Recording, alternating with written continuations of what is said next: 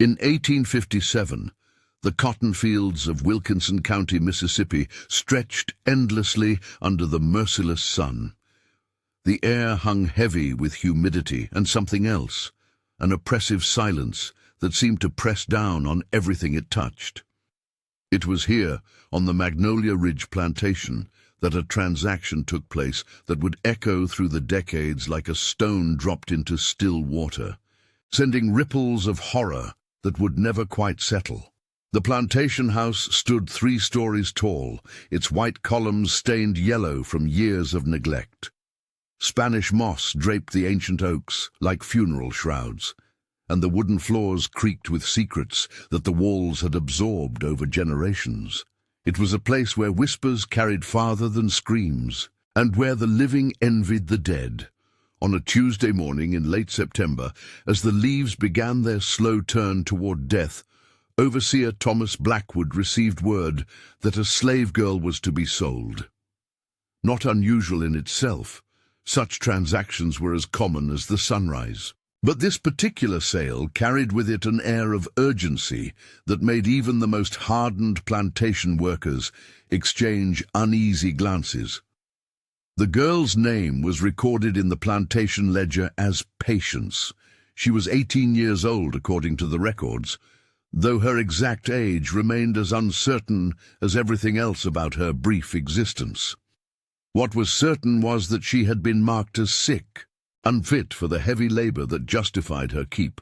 The notation in the overseer's careful script read simply, "Consumption suspected, frequent coughing spells, loss of weight noted." But there were other notations written in different handwriting that told a different story, small marks in the margins of the ledger, barely visible unless one knew where to look. Symbols that suggested something far more troubling than mere illness had marked this young woman for disposal. The plantation owner, Colonel Jeremiah Whitmore, had inherited Magnolia Ridge from his father 20 years prior. He was a man of 45, with graying temples and hands that had never known honest work. His wife, Eleanor, spent her days in the parlor, embroidering pillow covers and pretending not to hear the sounds that drifted up from the quarters after dark. The Whitmores had 3 children, Margaret, 22, and already showing signs of the nervous disposition that ran in the family, James, 19, and drunk more often than sober, and little Catherine, just 16 and still innocent enough to ask questions that made the adults exchange meaningful looks. On the morning of the sale, Patience was brought to the front courtyard of the main house. Those who witnessed her arrival would later struggle to describe exactly what they had seen. Some said she appeared normal, perhaps a bit thin, but nothing that would explain the haste with which she was being sold.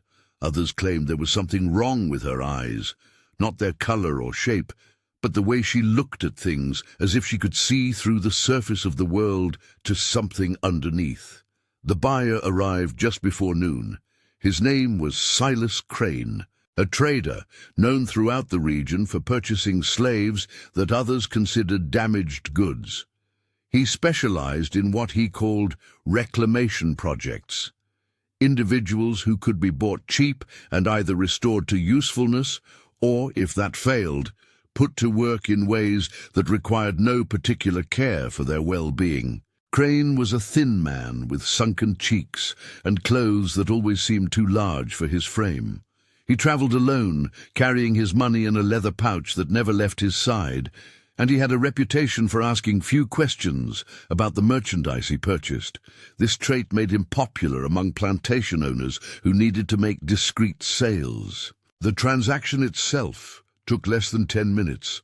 Crane examined Patience with the clinical detachment of someone evaluating livestock, checking her teeth, feeling the muscles in her arms, and listening to her breathing. She submitted to this examination without protest, her gaze fixed on some point beyond the horizon that no one else seemed able to see. The price agreed upon was $2 silver, an amount so low that even the field hands who were not supposed to be listening found themselves whispering among themselves about what could possibly justify such a figure. The average price for a healthy young slave woman would have been 10 times that amount, even in the depressed market of 1857. As the money changed hands, Colonel Whitmore's expression remained carefully neutral, but those who knew him well noticed a slight tremor in his left hand, a tell that appeared whenever he was under particular stress. His wife, Eleanor, watched from an upstairs window, her embroidery forgotten in her lap, her face pale as morning mist. What happened next would be recounted in different ways by different witnesses, but the core details remained consistent across all versions. As Crane prepared to lead his new purchase away, Patience turned toward the main house and spoke her first and only words of the entire transaction. "The roots remember," she said, her voice carrying clearly across the courtyard, despite its apparent weakness. "They drink deep, and they remember everything." The words themselves were strange enough, but it was the way she said them that made everyone present feel as if the temperature had suddenly dropped. Her voice carried no emotion, no anger or sadness or fear. It was delivered with the same matter-of-fact tone one might use to comment on the weather, and somehow that made it infinitely more unsettling. Crane seemed unaffected by the outburst. He simply took hold of the rope that bound Patience's hands and began leading her toward the road. But as they reached the edge of the property, something happened that would fuel whispered conversations for years to come. Patience stopped walking and turned back one final time. She raised her bound hands and pointed directly at the main house, her finger aimed at the second-floor window where Eleanor Whitmore still stood watching. For a moment that seemed to stretch far longer than it should have, the two women stared at each other across the distance. Then Patience smiled. It was not a pleasant expression. Those who saw it would later struggle to explain exactly what made it so disturbing. Some said it reminded them of the grin of a skull, while others claimed it looked like the expression of someone who had just heard an excellent joke that no one else understood. But all agreed that it was the smile of someone who knew something that the observer very much hoped would remain unknown. After that, Crane and his purchase disappeared down the dusty road that led away from Magnolia Ridge, and for several hours life on the plantation returned to what passed for normal. The field hands went back to their work, the house servants resumed their duties, and the Whitmore family gathered for their afternoon meal, as if nothing unusual had occurred. But as the sun began to set, painting the sky the color of dried blood, strange things began to happen at Magnolia Ridge. It started with the dogs. The plantation kept several hunting hounds, bred for tracking runaway slaves and protecting the property from intruders. These animals were known for their fierce loyalty and unshakable nerves, but on that evening they began to whine and pace, their ears laid back against their skulls, their tails tucked between their legs. By full dark, all 6 dogs had gathered beneath the front porch of the main house, where they huddled together like frightened children. When the overseer tried to call them out, they would not come. When he tried to drag them out, they snapped at him with desperate fear, something they had never done before. The servants, too, began to behave strangely. Martha, the head cook who had worked in the Whitmore kitchen for 15 years, was found standing motionless in the pantry at 10 o'clock that night, staring at the wall as if she could see through it. When questioned, she claimed she had been listening to singing. Though no one else could hear anything but the usual night sounds of crickets and tree frogs. "She's singing down there," Martha insisted, pointing toward the floor. "That girl, she's singing down in the root cellar, but it ain't no song I ever heard before." The root cellar was located beneath the kitchen, accessible only through a narrow wooden door that had been nailed shut years ago. The space had been used for food storage when the plantation was first built, but after several incidents involving spoiled provisions and strange odors, Colonel Whitmore had ordered it sealed. No one had been down there in over a decade. When the overseer pried open the door and lowered a lantern into the space below, he found nothing but bare earth walls and the musty smell of long-abandoned spaces. There was certainly no one singing. But as he started to climb back up, his lantern illuminated something carved into the dirt wall near the back of the cellar. Words had been scratched into the packed earth, letters formed by what appeared to be fingernails or some other crude implement. The writing was barely legible, but the overseer was able to make out a single phrase, repeated over and over, in a spiraling pattern that covered most of the back wall. The roots, remember the roots, remember the roots, remember. The phrase continued in this manner, growing smaller and more frantic as it spiraled inward toward a central point where the letters became too tiny and distorted to read. But at the very center of the spiral, where all the words converged, was a single mark that made the overseer's blood run cold. It was a handprint, pressed into the dirt as if the clay had been soft when the mark was made. The print was small, clearly that of a woman, and around each finger were what appeared to be dark stains, stains that looked suspiciously like dried blood. The overseer reported his findings to Colonel Whitmore, who examined the cellar himself the following morning. The colonel spent nearly an hour below ground with his lantern, and when he emerged, his face was grim.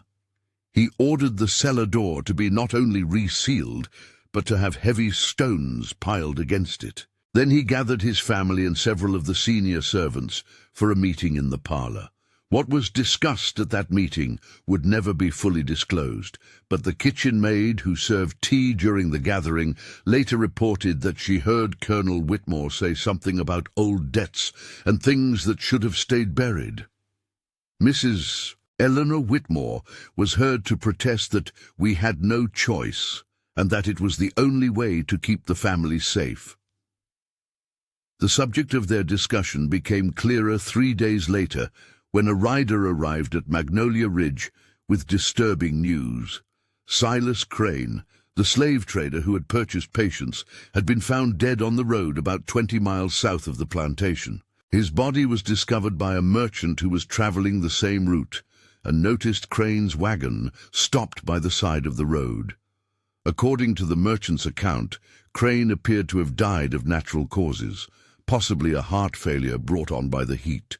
His body showed no signs of violence, no indication that he had been robbed or attacked. The money pouch that he always carried was still securely fastened to his belt, and his wagon and horse were unharmed. But there was no sign of Patience. The sheriff who investigated the scene found the rope that had been used to bind her, cut cleanly through and lying in the back of the wagon. There were no tracks leading away from the road, no indication of which direction she might have gone. It was as if she had simply vanished into the thick Mississippi air. The sheriff questioned the Whitmore family, but their responses were vague and unhelpful. They claimed to know nothing about Patience beyond the basic facts of her sale, and they expressed surprise and concern about her disappearance. Colonel Whitmore suggested that she had probably run off into the woods, where she would likely die of her illness within a few days. But the servants at Magnolia Ridge knew better.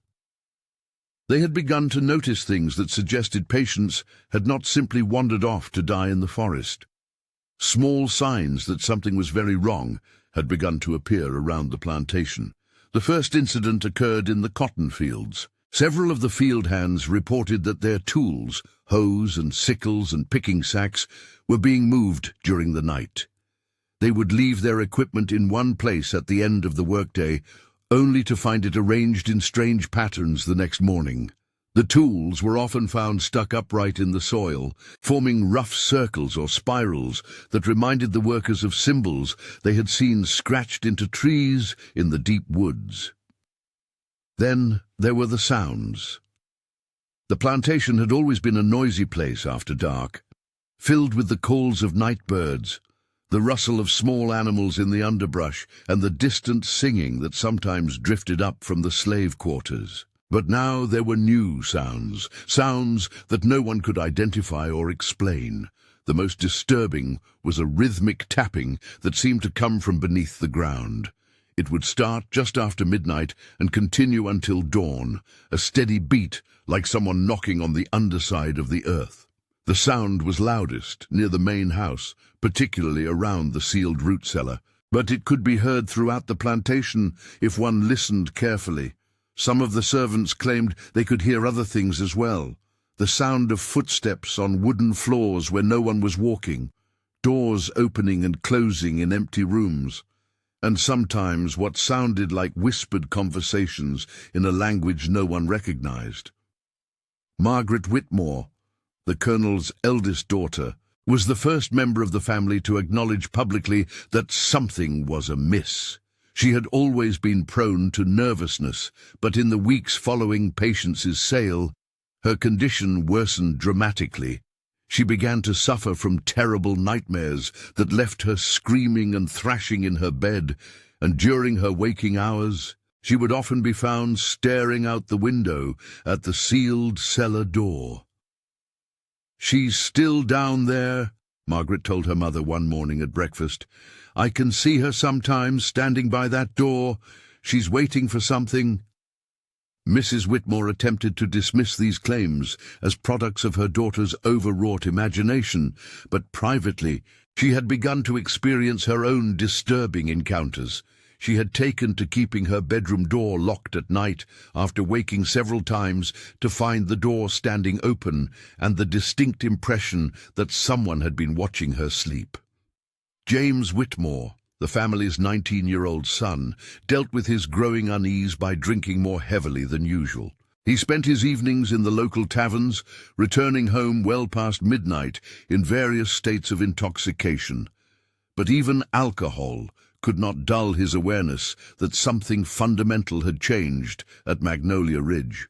One night in early November, James arrived home to find all the lights in the main house extinguished and an unusual silence hanging over the property. Even the ever-present chorus of crickets and tree frogs had fallen quiet. As he stumbled toward the front door, he became aware of a figure standing in the shadow of the old oak tree near the house. At first, he assumed it was one of the servants, perhaps someone who had been sent to wait for his return. But as his eyes adjusted to the darkness, he realized that the figure was far too small and slight to be any of the plantation workers. It was the silhouette of a young woman standing perfectly still with her face turned toward the main house. James called out, asking who was there and what they wanted. The figure did not respond or move. Growing bolder, or perhaps simply too drunk to feel proper caution, James approached the oak tree. But as he drew closer, the figure seemed to fade into the shadows, like mist dispersing in a breeze. When he reached the spot where the woman had been standing, James found nothing but undisturbed fallen leaves and the lingering scent of something sweet and cloying. The smell of flowers left too long in stagnant water. The incident might have been dismissed as a product of James's intoxicated imagination, if not for what was discovered the next morning. Carved into the bark of the oak tree, at exactly the height where the mysterious figure's head would have been, were words that made James's blood run cold. 2 coins for a life, what price for a soul? The carving appeared fresh, the wood still weeping sap where the bark had been cut away. But no one could explain how the message had been created or by whom. The letters were formed in the same crude style as the writing that had been found in the root cellar, as if they had been scratched into the bark with fingernails rather than carved with a proper tool. Colonel Whitmore ordered the tree marked for removal, but every servant who was assigned the task found reasons to delay the work. They claimed that their axes were too dull, that the weather was too wet, that they were needed for more urgent duties elsewhere on the plantation. The truth was that none of them wanted to spend time near the oak tree, especially not with sharp tools in their hands. As November progressed into December, the strange incidents at Magnolia Ridge became more frequent and more disturbing. Servants reported finding their quarters rearranged in the morning, with furniture moved into positions that formed strange patterns. The plantation's vegetable garden, which had been carefully tended throughout the growing season, began to wither and die despite the mild weather. Most disturbing of all were the reports from the youngest Whitmore daughter, 16-year-old Catherine. Unlike her older siblings, Catherine seemed drawn to rather than frightened by the strange occurrences.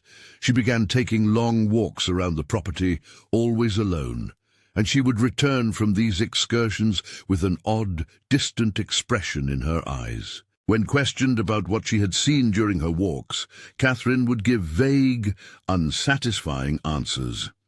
She spoke of meeting a friend and having interesting conversations, but she could never provide details about who this friend might be or what they discussed. Mrs. Whitmore grew increasingly concerned about her youngest daughter's behavior and attempted to restrict her movements. But Catherine had developed an alarming talent for disappearing from the house without being noticed, only to reappear hours later as if nothing unusual had occurred. The situation reached a crisis point on a cold December evening when Catherine failed to return for dinner. The family searched the house and grounds, calling her name and carrying lanterns through the gathering darkness. They found no trace of her until nearly midnight, when Margaret heard singing coming from somewhere outside her bedroom window. The voice was high and clear, carrying a melody that none of the family recognized. The words were indistinct, but there was something haunting about the tune that made everyone who heard it feel deeply uneasy. Following the sound, the searchers found Catherine standing in the middle of the cotton field, her arms raised above her head, singing to the star-filled sky. But she was not alone. Standing in a circle around Catherine were 7 figures, their faces turned upward like hers, their mouths moving in silent harmony with her song. In the lantern light, the figures appeared to be other young women, all dressed in simple white garments that seemed to glow with their own pale luminescence. When Colonel Whitmore called out to his daughter, Catherine turned toward him with an expression of serene joy that was somehow more terrifying than any scream of fear would have been. She raised one hand and pointed to the figure standing directly across from her in the circle. "Father," she said, her voice carrying clearly across the field, "I'd like you to meet my friend Patience. She's been teaching me such interesting songs." The figure that Catherine had indicated stepped forward slightly, and in the flickering lantern light, the colonel found himself looking into a face that he recognized with a shock of horror that nearly dropped him to his knees. It was indeed Patience, or something that wore her appearance, but there was something fundamentally wrong with the image before him. Her skin, which had been dark brown in life, now appeared to have a greyish, waxy quality, like that of a person who had been dead for some time. Her eyes, which had once held pain and resignation, now glowed with an inner light that was both beautiful and utterly inhuman. And when she smiled, the same terrible smile she had worn on the day of her sale, her teeth appeared to be stained dark with what might have been earth or dried blood. "Colonel Whitmore," she said, her voice carrying the same emotionless tone she had used for her final words on the plantation. "How good of you to join us. Catherine and I have been having such interesting conversations about family history." The other figures in the circle began to move then, turning toward the group of searchers with movements that were too fluid, too graceful to be entirely human. As they moved, their forms seemed to shift and blur at the edges, as if they were not quite solid, not quite there. Colonel Whitmore grabbed his daughter's arm and tried to pull her away from the circle, but Catherine resisted with surprising strength. She looked at him with eyes that seemed far older than her 16 years. "She told me about the others, Father," Catherine said softly, "about all the others who came before her. Did you think we would never find out? Did you think the earth would keep your secrets forever?" The colonel's response was lost, as a wind suddenly rose from nowhere, howling across the cotton field with such force that it extinguished all the lanterns and plunged the scene into complete darkness. In the confusion that followed, with voices calling out and people stumbling blindly through the field, Catherine was somehow separated from the group. When the searchers managed to relight their lanterns and regain their bearings, they found themselves alone in the field. Catherine was gone, and there was no sign that the circle of figures had ever been there. The only evidence of the strange encounter was a pattern pressed into the earth where the circle had stood, a series of footprints that formed a perfect ring around a central point where the soil appeared to have been disturbed, as if something had been buried and then unearthed. Catherine was found the next morning unconscious and apparently unharmed, lying in her own bed. She had no memory of the previous night's events, or at least claimed not to remember them, but from that day forward she was a changed person. The bright, inquisitive girl who had asked uncomfortable questions became quiet and withdrawn, speaking only when directly addressed and spending long hours staring out windows at nothing visible to other eyes. The incidents at Magnolia Ridge continued throughout the winter of 1857 and into the spring of the following year. Servants reported finding strange objects buried in the garden, scraps of cloth, strands of hair braided into complex patterns, and small bones that appeared to be from animals, but were arranged in ways that suggested human intelligence behind their placement. The plantation's crops began to fail, despite careful attention and favorable weather. The cotton plants would grow normally until they reached a certain height, then suddenly wither and die, leaving behind only brown stalks that crumbled to dust when touched. The vegetable garden produced nothing but misshapen, bitter fruits that were inedible despite appearing healthy. Most disturbing of all, people began to disappear. It started with one of the field hands, a man named Samuel, who had worked on the plantation for over 20 years. He simply failed to appear for work one morning, and when his quarters were searched, all of his possessions remained in place, as if he had vanished from his bed during the night. No trace of him was ever found, despite extensive searches of the surrounding countryside.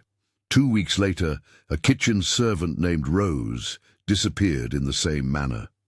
Then, a month after that, it was the stable boy, a young man who had been born on the plantation and had never been known to travel more than a few miles from his birthplace. Each disappearance followed the same pattern. The person simply vanished without warning, leaving behind all their possessions and no indication of where they might have gone or why they might have chosen to leave. The sheriff investigated each case but found no evidence of foul play, no signs of struggle or violence. But the remaining servants knew what the officials refused to acknowledge. They had seen the signs, heard the whispered conversations that carried on the night wind, felt the presence that seemed to move through the plantation like a ghost seeking justice or revenge. In the spring of 1858, Colonel Whitmore made a decision that shocked everyone who knew him. He announced that Magnolia Ridge was to be sold, that the family would be relocating to his brother's plantation in South Carolina. The sale was arranged quickly, almost frantically, as if the colonel could not wait to be free of the property.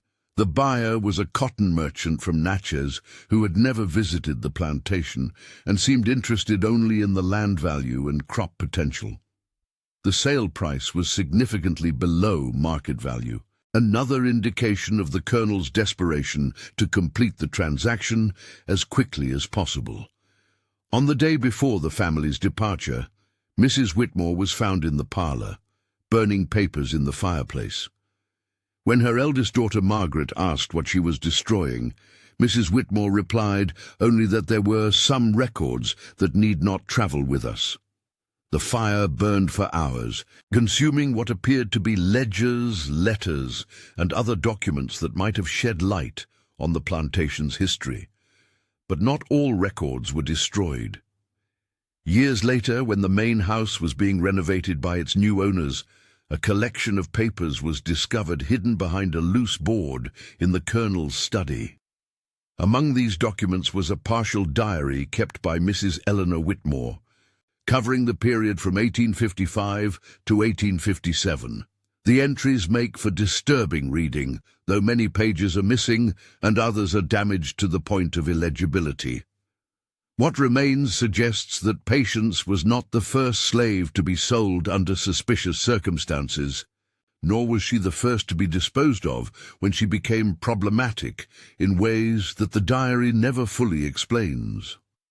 One entry, dated 6 months before Patience's sale, reads, "Jay insists that we have no choice, that the alternative is too terrible to contemplate, but I fear that what we are doing is creating debts that our children will be forced to pay.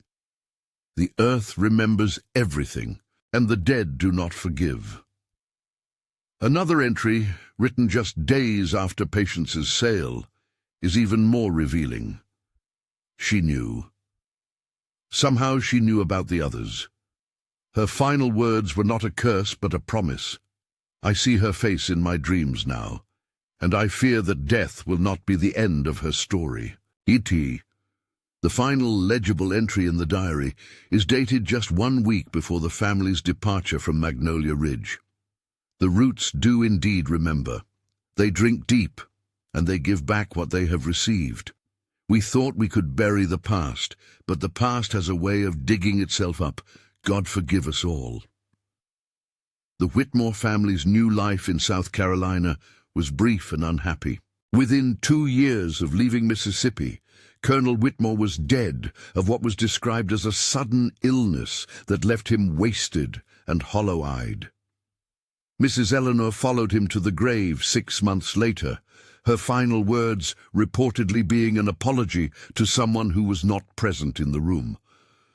Margaret Whitmore never married and spent her remaining years in and out of private sanitariums, claiming to hear voices that no one else could detect. James drank himself to death before his 30th birthday. Found one morning in a ditch outside a tavern in Charleston, his last words to the doctor being a rambling confession about debts that can never be repaid. Only Catherine survived into old age, but she remained forever changed by her experiences at Magnolia Ridge. She became a reclusive woman who spoke little and trusted no one, spending her final years living alone in a small house outside Savannah. When she died in 1891, her servants found her personal effects carefully arranged around a collection of strange objects, braided hair, small bones, and scraps of cloth arranged in patterns that meant nothing to those who found them. Meanwhile, Magnolia Ridge itself continued to change hands with disturbing frequency. The cotton merchant from Natchez, who had purchased it from the Whitmores, sold it again within 2 years, claiming that the land was cursed and unsuitable for farming. The next owner lasted only 18 months before abandoning the property entirely, leaving behind a half-finished letter that spoke of voices in the walls and figures in the fields that vanish when approached.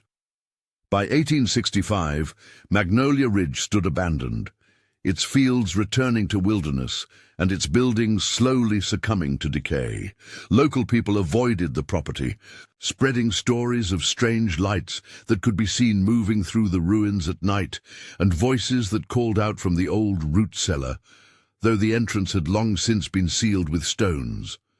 The plantation's dark history might have been forgotten entirely if not for the work of Dr. Marcus Thornfield, a professor of Southern history at the University of Mississippi, who became interested in the property while researching his doctoral thesis on antebellum plantation economics. In 1962, Dr. Thornfield obtained permission to conduct an archaeological survey of the Magnolia Ridge ruins. What he found beneath the collapsed remains of the main house would haunt him for the rest of his life. The sealed root cellar, when finally excavated, revealed far more than old food storage areas. Hidden beneath layers of deliberately placed stones and earth, Dr. Thornfield's team uncovered a complex series of underground chambers that had never appeared on any official plantation maps or building records. The chambers contained evidence of activities that suggested Magnolia Ridge had been used for purposes far beyond cotton farming. Among the artifacts recovered were human remains, dozens of them, all showing signs of having been buried hastily and without ceremony.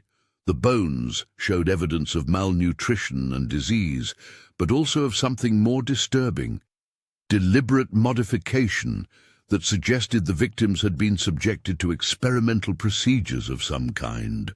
Most disturbing of all was a chamber that contained what appeared to be a primitive laboratory, filled with medical instruments, chemical apparatus, and detailed records of experiments that violated every principle of human decency.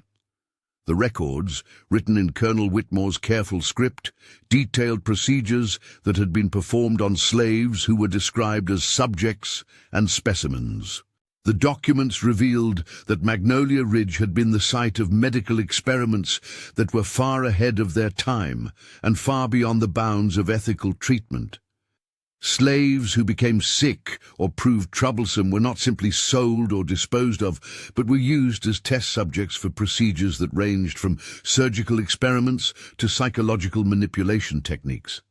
Patients, according to the records, had been scheduled for what was described as a cranial investigation, a procedure that would almost certainly have been fatal. Her sale to Silas Crane had been arranged not as a genuine transaction, but as a way of removing her from the plantation before the experiment could be carried out. The records suggest that patients had somehow learned of her intended fate and had begun to speak about it to other slaves. Dr. Thornfield's discovery sent shockwaves through the academic community and beyond. The evidence was so disturbing that the university initially refused to publish his findings, fearing that they would damage the region's reputation and possibly incite violence. It was only after Dr. Thornfield threatened to take his research to newspapers that the university agreed to a limited academic publication. But even that limited publication never saw the light of day. In 1968, just days before the planned release of his research, Dr. Thornfield was found dead in his office, apparently from a heart attack. He was only 34 years old and had no history of heart problems. His research notes and all the artifacts from Magnolia Ridge mysteriously disappeared from the university's archives, and no copies were ever found. The only trace of Dr. Thornfield's work that survived was a letter he had written to his sister shortly before his death. In it, he described experiencing disturbing dreams and the feeling that he was being watched whenever he worked with the Magnolia Ridge materials. The letter's final paragraph reads, "I fear that some secrets are too terrible to be revealed, and that there are forces in this world that will go to any length to protect their darkness. If something happens to me, remember that the truth has a way of surfacing, no matter how deeply it is buried." Today, the site where Magnolia Ridge once stood is a state park, its dark history carefully omitted from the cheerful brochures and nature trail guides. Visitors who come to enjoy the hiking trails and scenic overlooks have no idea that they are walking over ground that once soaked up so much suffering and evil. But sometimes, particularly in the early morning hours or just after sunset, park rangers report strange incidents. Hikers claim to hear singing coming from areas where no other people are present. Campers wake to find their equipment rearranged in patterns that seem deliberate but meaningless. Metal detectors malfunction in certain areas of the park, producing readings that suggest large metallic objects buried deep underground, though excavation attempts have found nothing. Most disturbing are the reports from visitors who claim to have encountered a young African-American woman walking the trails alone. She is described as wearing simple clothing that seems out of place in the modern world, and she never responds when approached or spoken to. Those who have seen her report feeling an overwhelming sense of sadness and anger emanating from the figure, emotions so strong that many visitors cut their trips short and leave the park immediately. The woman is always seen in the same area of the park, a section that corresponds to what were once the cotton fields of Magnolia Ridge. She appears to be searching for something, moving in methodical patterns through the trees as if following some invisible map. When approached, she simply fades away, leaving behind only the lingering scent of flowers and earth. Local historians have attempted to research the identity of this apparition, but their efforts are hampered by the same mysterious loss of records that plagued Dr. Thornfield's work. Documents relating to Magnolia Ridge have a tendency to disappear from archives, and researchers who delve too deeply into the plantation's history often find their work disrupted by equipment failures, lost files, and other inexplicable setbacks. One researcher, Dr. Sarah Chen from Jackson State University, spent 3 years trying to piece together the story of patients and the other victims of Magnolia Ridge. She managed to trace the slave records through several different archives and even located descendants of some of the families who had worked on the plantation. But just as she was preparing to publish her findings, every copy of her research was destroyed in a fire that consumed only her office, while leaving the rest of the building untouched. Dr. Chen later reported that in the weeks leading up to the fire, she had experienced the same disturbing dreams that Dr. Thornfield had described. She also claimed to have received anonymous warnings to abandon her research, though she could never identify the source of these threats. After the fire, she transferred to a different university and shifted her research focus to less controversial topics. The pattern is always the same. Researchers who attempt to uncover the truth about Magnolia Ridge find their work disrupted by seemingly random misfortunes that effectively prevent them from completing their investigations. Equipment fails at crucial moments, documents disappear or are destroyed, and the researchers themselves often experience health problems or personal crises that force them to abandon their work. Some believe that these disruptions are the work of organizations or individuals who have a vested interest in keeping the plantation's history buried. Others suggest that the story of Magnolia Ridge has become so associated with tragedy and violence that it has taken on a life of its own, creating a psychological atmosphere that makes rational investigation nearly impossible. But there are those who believe something else entirely, that patients and the other victims of Magnolia Ridge are still present in some form, still seeking the justice that was denied to them in life. They point to the consistency of the witness reports, the strange phenomena that occur in the park, and the systematic way that attempts to uncover the truth are thwarted as evidence that the dead of Magnolia Ridge have not yet found peace. Whether one believes in supernatural intervention or simply in the power of collective guilt and historical trauma, the story of Magnolia Ridge serves as a reminder that some wounds run too deep to ever fully heal. The plantation's victims were denied justice in life, their suffering dismissed as the acceptable cost of economic prosperity, their voices silenced by those who profited from their pain. In 1969, the last official attempt to investigate Magnolia Ridge came to an abrupt end when the State Historical Commission declared the site archaeologically insignificant and ordered all excavation to cease. The decision was made despite preliminary findings that suggested the presence of significant historical artifacts, and it came just days after Commission members had visited the site for what was supposed to be a routine inspection. According to witnesses, the Commission members arrived at the park on a clear autumn morning, prepared to conduct a standard archaeological assessment. But within hours of beginning their survey, several members became violently ill, suffering from symptoms that doctors later described as consistent with severe food poisoning, though all had eaten different meals from different sources. The Commission's leader, Dr. Robert Hayes, was found unconscious near what had once been the plantation's main house foundation. When he regained consciousness hours later, he was unable to explain what had happened to him. His final report on Magnolia Ridge consisted of a single paragraph recommending that the site be left undisturbed for reasons of public safety and historical sensitivity. Dr. Hayes never spoke publicly about his experience at Magnolia Ridge, but his private notes, discovered after his death in 1985, revealed a man haunted by what he had encountered.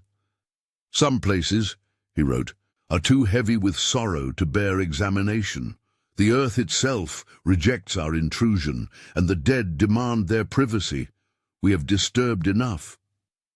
Today, nearly a century and a half after Patience spoke her final words to the Whitmore family, the state park that covers Magnolia Ridge remains a popular destination for hikers and nature enthusiasts. The official park literature makes no mention of the plantation's dark history, describing only the natural beauty of the area and its value as a wildlife preserve.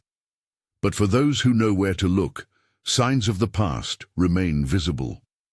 In the section of the park that corresponds to the old cotton fields, certain plants refuse to grow, leaving patches of bare earth that form patterns visible from higher elevations. Park maintenance crews report that these areas require constant attention, as vegetation planted there quickly withers and dies despite optimal growing conditions. The old oak tree where James Whitmore encountered his mysterious figure still stands, though it has never grown any larger than it was in 1857. The carving that once marked its bark has healed over, but on certain nights when the moon is dark and the air is still, visitors report that the words can still be seen, glowing faintly, as if lit from within the wood itself. And sometimes, on mornings when the mist rises from the ground like spirits ascending to heaven, park rangers find fresh footprints in the soft earth around that tree. Small prints that appear to have been made by a young woman walking barefoot through the dew. The prints always lead toward the area where the plantation house once stood, but they never lead away. The rangers have learned not to report these findings officially. They quietly fill in the prints and remove any evidence before the park opens to visitors, understanding instinctively that some stories are too heavy for the living to bear. But among themselves they speak of feeling watched while they work, of hearing voices carried on the wind that speak in languages none of them recognize, but all seem to understand. One ranger, a man named Thomas Mitchell, who has worked at the park for over 20 years, keeps an unofficial log of the strange incidents that occur on his watch. The log contains hundreds of entries describing unexplained phenomena. Equipment that moves itself during the night, animals that behave in ways that suggest intelligence beyond their natural capabilities, and visitors who claim to have encountered historical figures who provide disturbingly accurate information about events that occurred more than a century ago. "The thing people don't understand," Mitchell said in an interview conducted shortly before his retirement, "is that some places never forget what happened there. The earth soaks up pain the same way it soaks up rain, and when enough suffering has been absorbed, it changes the very nature of the ground itself. Magnolia Ridge is one of those places." As night falls over the state park that was once Magnolia Ridge, as the last hikers make their way back to the parking areas and the gates are locked for another day, silence settles over the land like a blanket. But it is not the peaceful quiet of nature at rest. It is the silence of secrets held too long, of voices that were never allowed to speak their truth, of justice that was denied and has never been served. And in that silence, if one listens carefully, one might still hear the echo of words spoken long ago by a young woman who was sold for 2 coins, but whose final promise has proven to be worth far more than any amount of money could ever be. "The roots remember," she had said. "They drink deep, and they remember everything."